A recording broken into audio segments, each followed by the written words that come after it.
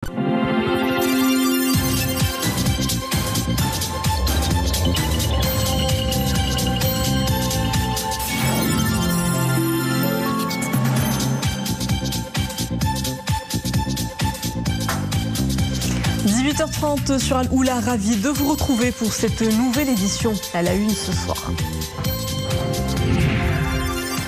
Culture du cannabis, la Grâce royale appuie le processus de réglementation de la filière licite tout en renforçant le tissu social. En adhérant à des activités génératrices de revenus dans un cadre légal, ce sont de nouvelles perspectives de réinsertion sociale qui s'ouvrent à des milliers de petits cultivateurs.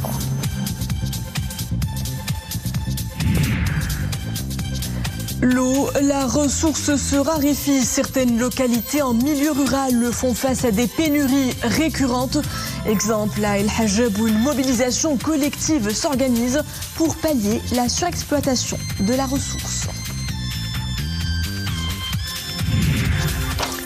Puis nous parlerons tourisme. À Nador, le secteur affiche une bonne santé au grand bonheur des professionnels. Ce haut lieu du tourisme balnéaire enregistre cette année des records d'affluence dopés par les arrivées des Éméreux et d'Espagnols.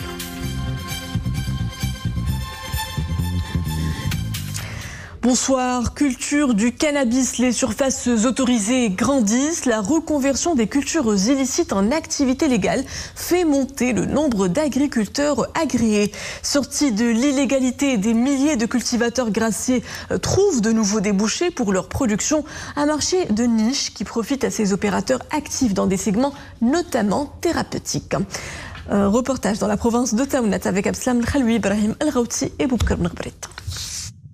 Dans la commune Sidi Yahya Bni Zarwal, la réglementation de la culture du cannabis a changé la donne pour les cultivateurs de la commune, qui intègrent le circuit licite de la culture du cannabis.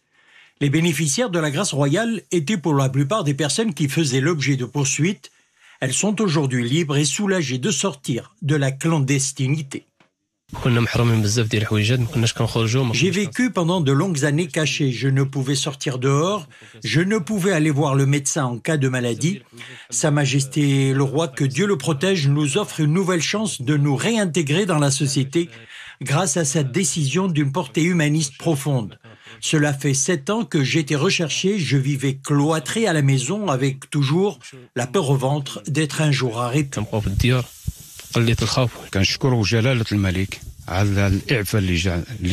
Nous remercions Sa Majesté le Roi pour sa généreuse initiative. Aujourd'hui, nous allons nous mettre dans le droit chemin. Je vais refaire tous mes documents, notamment ma carte d'identité nationale, et intégrer une coopérative spécialisée dans la culture légale du cannabis. Cela fait 10 ans que j'ai été recherché. Désormais, avec la réglementation de la production et de la commercialisation du cannabis, les cultivateurs sont de plus en plus enthousiastes à l'idée d'opérer dans le cadre de coopératives à la faveur des autorisations délivrées par l'ANRAC, l'Agence nationale de réglementation des activités relatives au cannabis. Certaines personnes recherchées n'avaient pas de carte d'identité nationale depuis 2005-2004, d'autres depuis 2002. Elles étaient toutes en fuite en raison de leur activité illicite liée à la culture du cannabis. Aujourd'hui, grâce à cette généreuse initiative de Sa Majesté le Roi, plusieurs opportunités s'ouvrent à elles pour exercer légalement. Nous remercions Sa Majesté le Roi. Quelques 1341 personnes originaires de la province ont bénéficié de la grâce que Sa Majesté le Roi Mohammed VI a bien voulu accorder aux 4831 individus condamnés, poursuivis ou recherchés dans des affaires liées à la culture du cannabis, et ce, à l'occasion de l'anniversaire de la Révolution du Roi et du Peuple. Sur ce total, 45 personnes étaient en situation de détention, 1083 en liberté et 213 individus étaient recherchés. Pour détailler les contours de cette initiative royale hautement humaniste et d'autres faits d'actualité marquants, j'ai avec moi notre consultant, le professeur de droit et politologue Moustapha Sahimi. Bonsoir. Bonsoir. Alors, l'impact de cette grâce royale transcende la dimension individuelle. Ce sont de vastes perspectives de réinsertion sociale qui s'ouvrent pour des milliers de petits cultivateurs. Ce genre de politique innovante renforce le rôle pionnier du Maroc en tant que pays initiant des politiques humanistes en faveur du développement. Oui, vous avez raison de le relever. La décision royale, c'est une grâce. C'est une prérogative qui appartient au souverain et appartient au souverain seul. Elle a eu lieu quand? Elle a eu lieu à l'occasion de la célébration du 20 août, donc la révolution du roi et du peuple. C'est une mesure évidemment exceptionnelle, me semble-t-il, historique même. Elle est porteuse d'abord de valeurs. Lesquelles? Les valeurs et les vertus du pardon, de la bienveillance et de la générosité. Plus encore, elle met fin à une situation difficile, douloureuse pour les 4831 personnes condamnées, recherchées ou poursuivies, c'est-à-dire leurs familles, et c'est au total 20, 25 000, 30 000 personnes au total si on compte les familles. Donc c'est extrêmement important. Ensuite, elle s'insère dans un projet de développement territorial. Il s'agit de faire donc de ces petits cultivateurs, désormais graciers, des acteurs économiques. Et sur ce plan-là, il y a un cadre qui a été mis sur pied par le gouvernement, un cadre avec un dispositif juridique, la création, il y a une loi d'abord, la loi en 2021 sur la légalisation du cannabis à des fins thérapeutiques, industrielles, etc. Il y a une agence qui a été mise sur pied, c'est une agence ANRAC, donc extrêmement importante, qui travaille bien. Savez-vous qu'elle a accordé en 2023 plus de 3000 autorisations à 2700 cultivateurs. Comment ça se passe? Le petit agriculteur donc qui était spécialisé dans la culture cannabis devient un acteur légal exerçant une activité licite et il doit s'insérer dans un processus normatif, réglementaire avec l'agence. Et donc, sous forme de coopérative, sous forme etc. Donc, c'est un basculement d'une politique territoriale, je crois que c'est important. Et au plan international, évidemment, vous l'avez dit, le Maroc est innovant, puisqu'il accepte, il prend des mesures opératoires pour ce qui est de la légalisation du cannabis. Il intègre des populations qui étaient dans une situation particulière, de non-inclusion.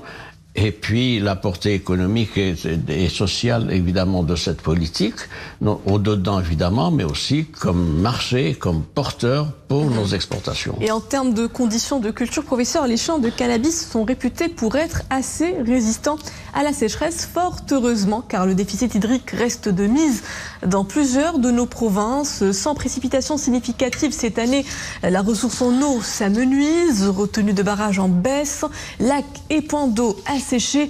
Une triste réalité que l'on peut constater notamment aux environs de l'Hajb, où les principales sources d'eau sont désormais sujettes à la sécheresse. Sophia Fgroda, Abslam El-Khloui, Ibrahim El-Ghouti. Cela fait 3 étés que l'eau n'a plus coulé sous le pont.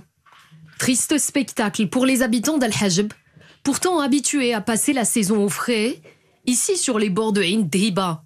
Des bassins à sec, seuls les panneaux se dressent encore, témoins d'un temps où quelques téméraires faisaient encore trempette. Plus loin, Ain Arbel se réduit comme une peau de chagrin. Les riverains se rappellent d'une source d'eau aussi généreuse qu'intarissable. Cette source d'eau se départageait en deux. À droite, elle allait vers Eit Ne'men. À gauche, elle se déversait vers Iqdar. On arrosait les champs et les arbres. Le bétail buvait de cette eau. L'eau que vous voyez maintenant, elle coule sur environ 200 à 300 mètres seulement et n'est plus capable de répondre aux besoins de toute la population. Les petits agriculteurs et les éleveurs sont les premiers concernés. Aujourd'hui, le troupeau est conduit sur plusieurs kilomètres pour enfin étancher sa soif. Quelques oiseaux et chassiers se frayent difficilement un chemin entre les pierres. Les autres espèces boudent les lieux par manque d'eau. Ces 3 ou 4 dernières années, le niveau d'eau a beaucoup baissé. C'est à cause des années de sécheresse. S'il neigeait sur les montagnes avoisinantes, vous verrez l'eau couler de ces sources. L'eau de cette source était très abondante, mais de nombreux puits ont été creusés sur les hauteurs qui mènent à Ifren et qui pompent toute l'eau. Si cela continue, cette source va sécher d'ici moins d'1 an. Les habitants craignent que cette source ne connaisse le même sort que ses voisines, Ain Bouterzaz, Ain Medani, Ain Dhiba et bien d'autres. Aujourd'hui, complètement sèche. En attendant des mesures d'urgence pour mettre un terme à la surexploitation des ressources hydriques, Les habitants regardent vers le ciel et espèrent une saison pluvieuse qui sauvera la région. Nous venons de le suivre, professeur. Les signes de sécheresse sont légion au niveau de la province de cette zone montagneuse qu'est El Hajeb, pourtant connue pour être l'une des plus arrosées du royaume. En attendant l'arrivée de ces précipitations qui sauveraient la saison, comment se présente actuellement la situation hydrique au niveau du royaume et comment surtout devraient agir nos politiques publiques pour prévenir un énième épisode de sécheresse? Vous savez que ça a été l'un des points évoqués par le souverain dans son dernier discours à propos de la situation hydrique. C'est la 6e année de sécheresse, 6e année consécutive. Il faut donc arriver à ce constat, c'est que le stress hydrique est là. Il est là devant nous, nous sommes face au mur. Et donc, le Maroc est un pays semi-aride. Si on travaille sur ces éléments-là, ça aide à définir des politiques publiques. Alors, il y a un certain nombre de choses qui ont été fixées. Il y a un cap stratégique qui a été fixé par le souverain qui s'articule autour de 2 points. Un, l'eau pour tous les Marocains. Deuxièmement, l'approvisionnement de 80% du secteur rural. C'est extrêmement le secteur rural irrigué. Donc c'est extrêmement important. Sur ces bases-là, il y a des instruments, des dispositifs. Le souverain a appelé, vous le savez, à la réactivation, à l'accélération de la stratégie pour ce qui est de l'eau. Nous avons une stratégie 2020-2030, il faut accélérer. Il faut également accélérer les usines de dessalement, où il y a un grand programme intéressant. Mais il y a aussi un certain nombre d'autres mesures qu'il faut prendre, notamment la rationalisation de l'utilisation de l'eau, la réutilisation des eaux usées, une gestion durable et équitable, parce que l'eau est gérée différemment suivant les territoires, suivant les régions. Et puis d'autres mesures qui ont été prises, il faut le dire, par le gouvernement en janvier dernier, puis en février, puis réaffirmé il y a quelques semaines. C'est un budget spécial de 10 milliards de dirhams, 10 milliards de dirhams, qui est un plan anti-sécheresse qui doit permettre l'entretien des équipements, l'abreuvement du cheptel, avec des points d'eau, des citernes, des camions sur les citernes, l'appui à l'élevage. Il faut y ajouter le soutien à la production horticole et le financement agricole. Nous sommes donc face à cette situation-là qui implique, évidemment, suivant la recommandation du souverain, une accélération des réformes et une mobilisation des politiques publiques. Nous sommes encore dans ce palier où ça manque encore de nerfs, si je puis dire. Je vous donne un exemple. Le fait de limiter l'ouverture des hammams à 3 jours, c'est bien, mais ça règle pas le problème. Sans parler du problème social des 10 000 ou 15 000 employés dans le millier de hammams, sinon plus, qu'il y a au Maroc. Donc il faut de l'accompagnement, un traitement social. Il faut de la vigueur, de la vulgarisation, de la sensibilisation. C'est un travail qui n'est pas limité à une conjoncture. C'est un travail sur une longue période et il faut donc appeler de ses voeux à ce que les politiques publiques prennent l'exacte mesure de cette dimension-là. C'est parmi les problèmes de notre développement, c'est l'un des problèmes, je crois, prioritaires pour les années à venir.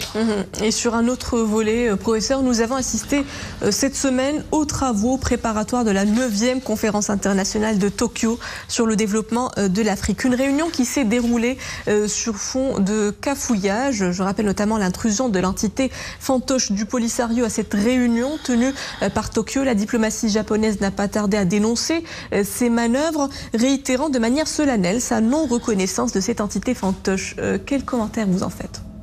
C'est un cas d'école qui est intéressant pour les écoles de relations internationales de diplomatie. Ce cas d'école, c'est l'expression d'une diplomatie voyou. Et oui, il faut bien le dire. Qu'est-ce qui s'est passé? On le sait, tout le monde l'a vu, etc.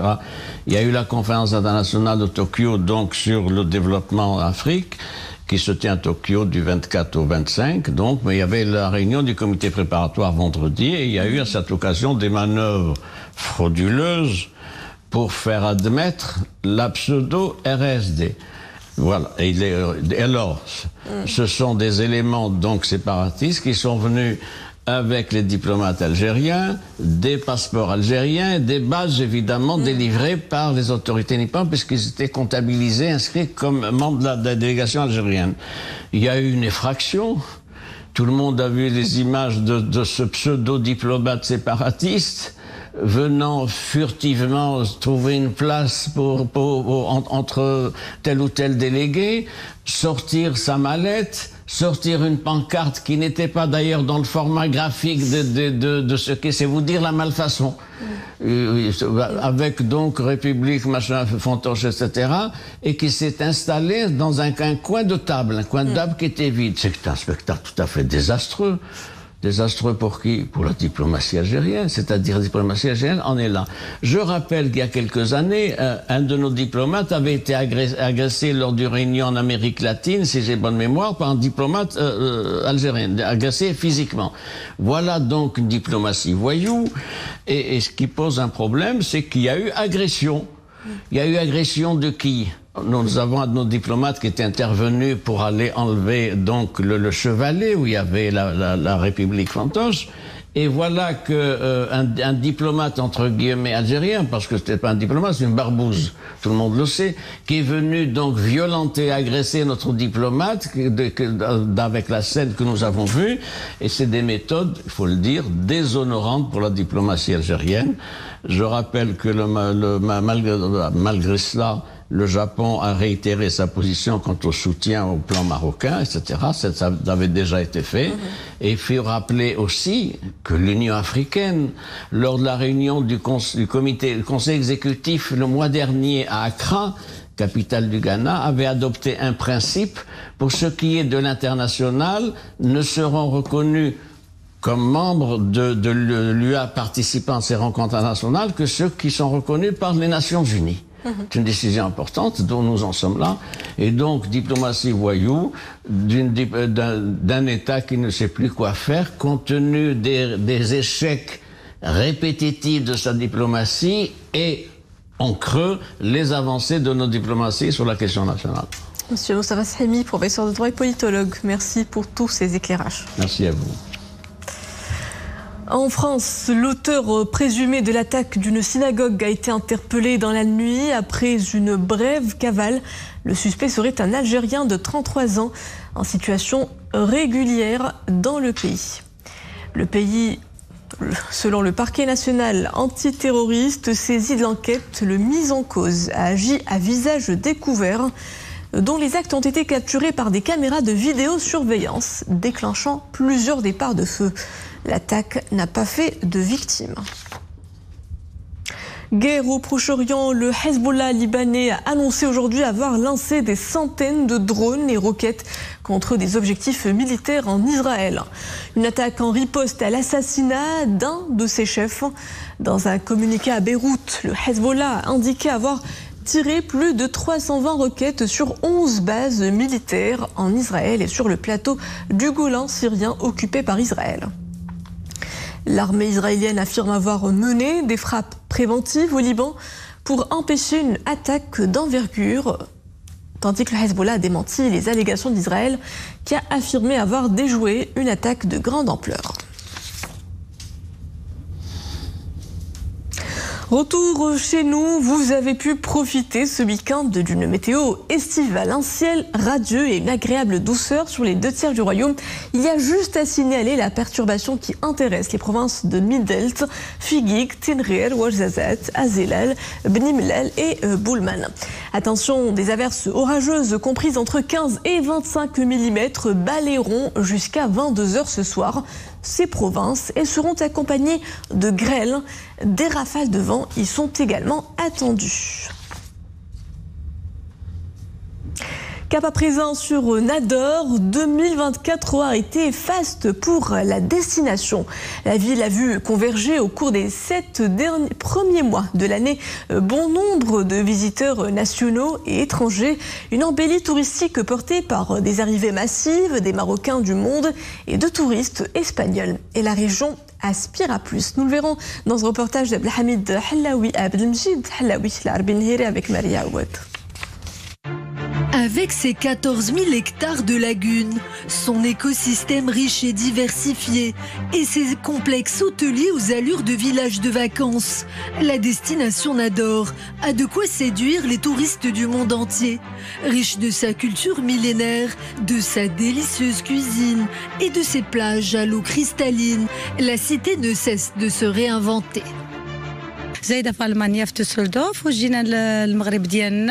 Notre Maroc est fantastique car d'année en année, les projets fusent et l'on découvre toujours de nouveaux sites. Et en parlant de cela, la lagune de Marchika est vraiment magnifique car elle donne à la ville de Nador un cachet différent. En plus, il y a une grande offre hôtelière et beaucoup de choses à faire. Ce séjour a été fabuleux. Ce qu'il y a de stupéfiant, c'est de voir émerger de nouveaux projets. La ville change toujours de visage. Des projets touristiques qui foisonnent, des résidences hôtelières et des villas premium, mais aussi de nouvelles zones d'activités économiques sont dans le pipe. La destination Nador est en pleine transformation. Nous disposons d'une capacité de plus de 3000 lits et plus de 20 unités hôtelières en cours de construction. La province est un chantier à ciel ouvert. C'est grâce à la vision royale que d'importants projets ont été réalisés comme l'aménagement de la lagune de Marchika. Avec ces grands projets qui redéfinissent son avenir, Nador s'offre un nouveau souffle. Durant les 7 premiers mois de l'année, la ville est fréquentée par une importante clientèle composée essentiellement des touristes nationaux, de nos compatriotes résidant à l'étranger et des touristes espagnols. Il persiste et signe. Le double champion olympique marocain Soufiane El Bakkali a remporté aujourd'hui l'épreuve du 3000 mètres steeple du meeting de Silésie en Pologne. El Bakkali s'est imposé lors de cette 12e étape de la Ligue de Diamant en 8 minutes 4 secondes 29 centièmes devant le Kenyan Amos Serem et l'Éthiopien Samuel Firoui. And then of course in Budapest 23, twice Olympic champion amidst all that. So, just over 7.5 laps of the and Hannah 8:01.6. You might as well say, well, forget the odd second. Let's just go. As they come to this water jump for the final time, Serem skips over it, gets half a metre on El Bakkali. Now El Bakkali there, leaning in on the little Kenyan. I think a little naughtily, frankly. That was unnecessary. He's much bigger. He towers over Serem. And the final jump this time, as El Bakkali digs deep, always does that, leans into his sprint over the final 50, and El Bakkali could lose it if he doesn't watch out. Oh my word, that was battling for much of this year, and he's short of training. No wonder he's flat out on his back with that one. But I think he just about got away with it. Et c'est cette belle prouesse sportive de notre double champion du monde qui signe la fin de cette édition. Merci à vous de l'avoir suivi. Le retour de l'information est à 21h. Excellente suite des programmes à tous sur Al-Oula.